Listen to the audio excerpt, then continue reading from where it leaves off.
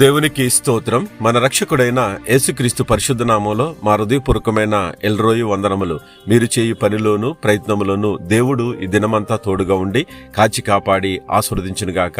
ఈరోజు దేవుని వాగ్దానం నిర్గమాకాండము 20:24 నేను మీ యొద్దకు వచ్చి మిమ్మును ఆశీర్వదించేదను. ప్రియమైన సహోదరి సహోదరుడా, దేవుడు మనకి విశ్రాంతి దినాన్ని ఇచ్చాడు. ఆ దినాన్ని పవిత్రంగా మీరు ఆచరించండి అని చెప్పాడు. కొన్ని ఆజ్ఞలు ఇచ్చి నిన్ను వలె నీ పొరుగువాని ప్రేమించండి అన్నాడు. అయితే దేవుని వాక్యం సెలవిస్తా ఉంది, ఎవరైతే ఆయన ఆజ్ఞలను మరవకోకుండా, ఆయన మాటలు మరువుకోకుండా, ఆయన ఏదైతే చెప్తున్నాడో దాని ప్రకారం నువ్వు నడవగలిగితే, కృతజ్ఞతాస్థుతులు నీ కుటుంబంలో చెల్లించగలిగితే, నువ్వు ప్రతి వారము మర్చిపోకుండా దేవుని సన్నిధికి వెళ్ళి ఆయన సన్నిధిలో మోకరించి ప్రార్థన చేసి ఆరాధించగలిగితే, ఆయన అంటున్నాడు, మీరు ఏ అయితే పనులు నా నామాన్ని చేస్తున్నారో వాటిని నేను జ్ఞాపకం ఉంచుకుంటాను.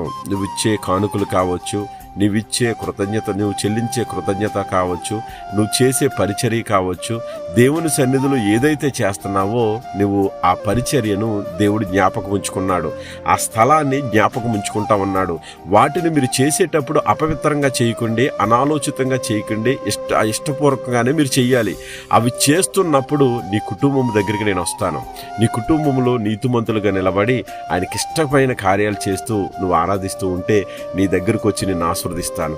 మోషే ఇష్టానుసారంగా ఉండి, సాత్వికుడిగా ఉండి దేవునికి ముఖదర్శనం చేసుకుంటూ ఉంటే ఆయన దగ్గరికి వచ్చి మోషేతో దర్శించి మాట్లాడాడు. యెహోషువ దేవుని దగ్గర నమ్మకంగా జీవించినప్పుడు యెహోషువ దగ్గరకు వచ్చి మాట్లాడాడు. ఈరోజు నీతో మాట్లాడుతున్నాడు.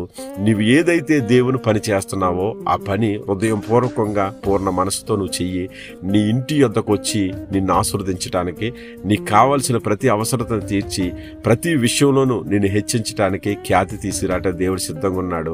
అటువంటి కృప దేవుడు నీకు అనుగ్రహించును గాక. ఆమేన్. God bless you.